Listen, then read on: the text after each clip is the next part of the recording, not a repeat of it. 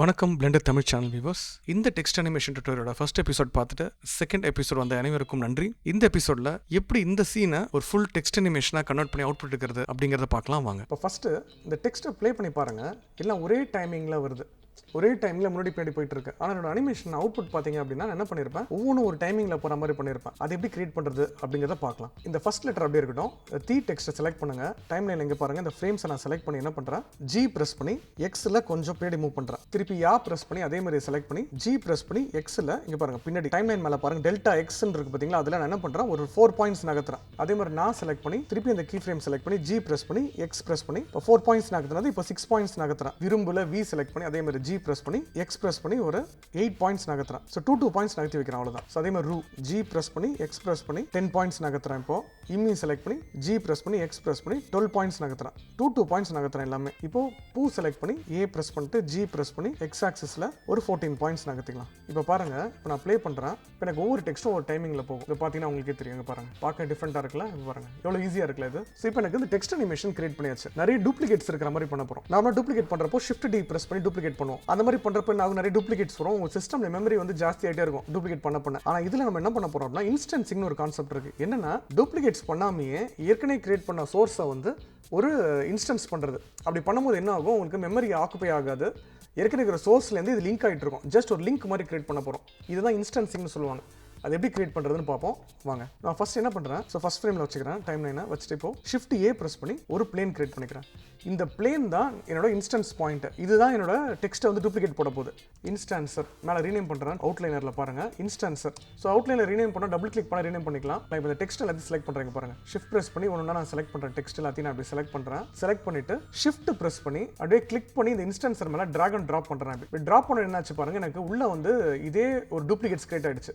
So இப்போ எனக்கு இன்ஸ்டன்சர் இங்கே கிரியேட் ஆயிடுச்சு. இப்போ இந்த இன்ஸ்டன்சர் நான் செலக்ட் பண்ணிட்டு என்ன பண்ணுறேன், ஆட் மாடிஃபையரில் போயிட்டு ஜென்ரேட் அரேன் கொடுக்குறேன். அரேன் கொடுக்கும்போது பாருங்க எனக்கு ஆக்சுவலாக டூப்ளிகேட் ஆகணும். ஆனால் அது டூப்ளிகேட் ஆகல பாருங்க. இந்த இடத்துல வெறும் இந்த பிளேன் மட்டும் தான் டூப்ளிகேட் ஆகுது. இப்போ நான் அட்ஜஸ்ட் பண்ண பிளேன் மட்டும் தான் எனக்கு மூவ் ஆகுது எல்லாமே. ஸோ அதுக்காக நான் என்ன பண்ணுறேன் அப்படின்னா இந்த இன்ஸ்டன்ஸ் செலக்ட் பண்ணிக்கோங்க. ப்ராப்பர்ட்டிஸ் பண்ணல ஆப்ஜெக்ட் ப்ராப்பர்ட்டிஸ்க்குள்ள போயிட்டு இன்ஸ்டன்சிங்னு ஒரு டேப் இருக்கும். இதில் நன் வெர்டிசஸ் ஃபேஸ் இருக்கு பாருங்க. நன் இருக்கிறதால தான் உங்களுக்கு இன்ஸ்டன்ஸ் ஆகல. வெர்டிசஸ் கொடுத்தா அப்படின்னா என்ன ஆகும் பாருங்க, இது எனக்கு டூப்ளிகேட் ஆயிடுச்சு.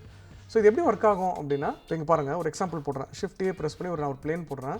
இங்கே பாருங்க, இப்போ ஒரு பிளேன்னா இங்கே ஒரு வெர்டிஸ் 2 3 4 வெர்டிசஸ் இருக்கு. அதனால எனக்கு 4 டூப்ளிகேட் ஆயிருக்கு. இன்ஸ்டன்ஸில் போய் இந்த அரே ஆஃப் பண்ணுறேன். ஓகே, இப்போ பாருங்க. ஸோ 1 2 3 4 டூப்ளிகேட் ஆயிருக்கு. ஓகேங்களா?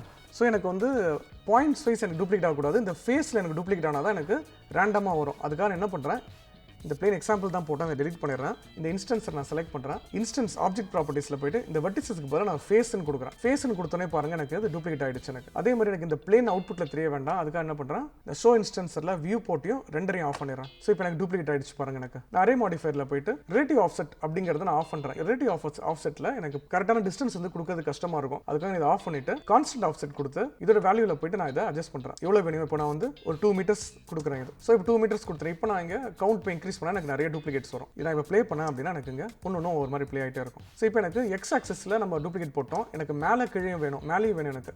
அதுக்கு என்ன பண்ணுறேன், இந்த அரே மாடிஃபையர் என்ன பண்ணுறேன், டூப்ளிகேட் போடுறேன். டூப்ளிகேட் போட்டோன்னே எனக்கு இங்கே வந்துருச்சு பாருங்க. ஸோ டூப்ளிகேட்டில் வந்து என்ன பண்ணுறேன், கான்ஸ்டன்ட் ஆஃப்செட்டில் எக்ஸ் ஆக்சிஸில் 0 பண்ணிட்டு இசட் ஆக்சிஸில் இன்க்ரீஸ் பண்ணிக்கிறேன். இங்கே பாருங்க, இப்போ இசட்டில் இன்க்ரீஸ் பண்ணுறேன். இது ஒரு 2 மீட்டர்ஸ் கொடுக்குறேன்.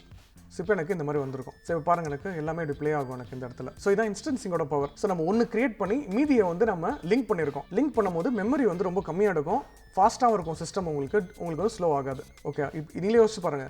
இதே வந்து நான் வந்து ஷிஃப்ட் டி ப்ரெஸ் டூப்ளிகேட் போட்டு எவ்வளோ டெக்ஸ்ட் வந்திருக்கும். அதை சால்வ் பண்ணுறதுக்கு தான் இன்ஸ்டன்சிங்னு ஒரு கான்செப்ட். இப்போ இந்த டெக்ஸ்ட் பாருங்க, எனக்கு இந்த கேப்ஸையும் ஃபில் பண்ணணும். அதே மாதிரி டெக்ஸ்ட் அனிமேஷன் பார்த்தீங்க அப்படின்னா ஒவ்வொரு ரோவும் ஒவ்வொரு டைமிங்கில் எனக்கு அட்ஜஸ்ட் ஆகும். இப்போ இதெல்லாம் ஒரே டைமிங்கில் வந்து போகுது.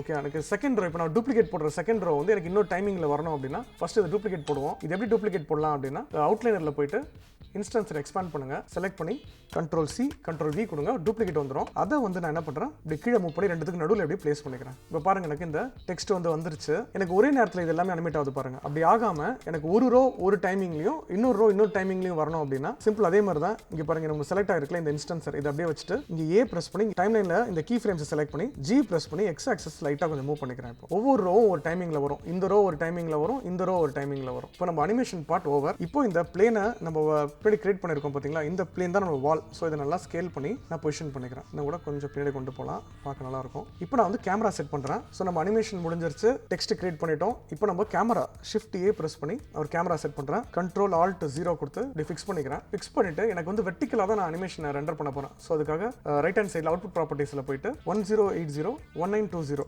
அப்படின்னு நான் ஃபிக்ஸ் பண்ணிக்கிறேன். ஃபிக்ஸ் பண்ணிட்டு இந்த கேமராவை கரெக்டாக பொசிஷன் பண்ணலாம். ஸோ என் ப்ரெஸ் பண்ணிட்டு வியூ பேனலில் போயிட்டு கேமரா டு வியூ கொடுத்துட்டு திருப்பி என் ப்ரெஸ் பண்ணுறேன். இந்த கேமரா நான் பொசிஷன் பண்ணுறேன். ரொம்ப க்ளோஸ் அப் வேண்டாம், இப்படி பிளேஸ் பண்ணிக்கலாம். இப்போ பாருங்க, நான் கேமரா வியூலேருந்து ப்ளே பண்ணி பார்க்குறேன். அந்த டெக்ஸ்ட் எனக்கு வந்துருச்சு பாருங்க. ஸோ இந்த வியூ மட்டும் தான் எனக்கு ரெண்டர் ஆகும். என் ப்ரெஸ் பண்ணி இந்த கேமராவை ஆஃப் பண்ணிக்கிறேன். ஸோ நான் ஃபிக்ஸ் பண்ணிட்டேன் கேமராவை. இப்போ நான் இசட் ப்ரெஸ் பண்ணி மெட்டீரியல் வியூக்குள்ள போகிறேன். இப்போ அந்த டெக்ஸ்ட் பாருங்க எனக்கு. ஸோ இங்கே ஓவர்லாப் ஆகிற மாதிரி இருக்கு அப்படின்னு சொல்லி ஃபீல் பண்ணீங்கன்னா இன்ஸ்டன்சர் அதை ஃபர்ஸ்ட் செலக்ட் பண்ணிக்கோங்க. செலக்ட் பண்ணிட்டு மாடிஃபயர்ஸ் பேனலில் போய் இந்த ஹைட் வேணா கொஞ்சம் இன்க்ரீஸ் பண்ணிக்கலாம். நம்ம நல்லா கொஞ்சம் இன்க்ரீஸ் பண்ணிக்கலாம். இன்க்ரீஸ் பண்ணிட்டு அப்புறம் செகண்ட் இன்ஸ்டன்சர் இங்கே செலக்ட் பண்ணுறேன். இதை நம்ம நல்லா இப்படி மூவ் பண்ணி ரிப்ளேஸ் பண்ணிக்கலாம். இப்போ எனக்கு ஓவர்லாப் ஆகாது. ஸோ இப்போ எனக்கு அந்த அனிமேஷன் ரெடி. எனக்கு இப்போ மெட்டீரியல் கொடுத்து லைட் வச்சு ரெண்டர் பண்ணணும். அந்த லைட்டிங்க்கு நான் என்ன பண்ணுறேன், நான் எப்பயும் யூஸ் பண்ணுறேன் HDRI மேப் யூஸ் பண்ணுறேன். இன்டைரக்ட் லைட்டிங் யூஸ் பண்ண போகிறேன். ஸோ அதுக்கு என்ன பண்ண போகிறோம் அப்படின்னா ஃபர்ஸ்ட் இது இசட் ப்ரெஸ் பண்ணி ரெண்டர் வியூ போயிடலாம். ரைட் ஹேண்ட் சைட் ப்ராப்பர்ட்டிஸ் பேனலில் போயிட்டு கலர் கிளிக் பண்ணி என்விரான்மென்ட் டெக்ஸ்சர் கொடுத்து என்னோட HDRI மேப் லோட் பண்ண போகிறேன். ஓப்பன் கொடுத்து HDRI மேப் நான் லோட் பண்ணுறேன். ஓகே, நான் இது கொடுக்குறேன். ஸோ இப்போ எனக்கு லைட்டிங் வந்துருச்சு. இப்போ இதோட கலரை நம்ம வந்து அட்ஜஸ்ட் பண்ணுவோம்.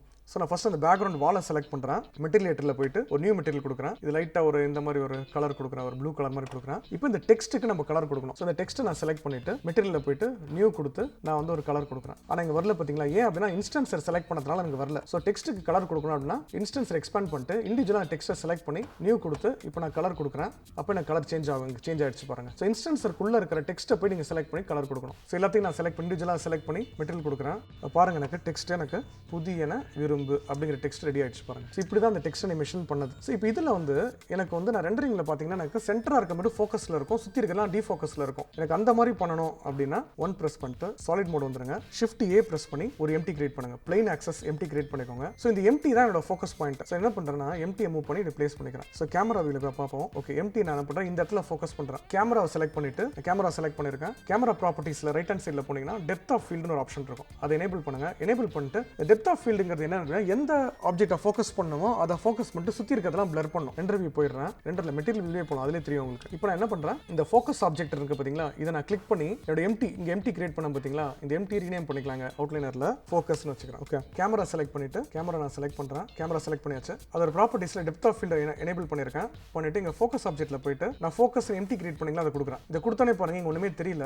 இந்த எஃப் ஸ்டாப் வந்து நான் 0 பண்ணுறேன். இப்போ இங்கே பாருங்க, எனக்கு ஃபுல்லாக பிளர் ஆயிடுச்சு. ஸோ இப்போ இதை வந்து 0.2 வைக்கிறேன். வச்சோட என்ன வந்து பாருங்க, எனக்கு இது மட்டும் ஃபோக்கஸ்டாகவும் மீதிலாம் எனக்கு பிளராகவும் தெரியுது பாருங்க. இப்போ 0.1 வச்சேன்னா இப்போ இங்கே பாருங்க, உங்களுக்கு நல்லாவே தெரியும் கிளியரா. இந்த ஒரு ஃப்ரேம் ரெண்டர் பண்ணுறேன். ரெண்டர் இமேஜ் கொடுக்குறேன். இப்போ இந்த டெக்ஸ்ட் பாருங்க, எனக்கு ரெண்டர் ஆயிடுச்சு.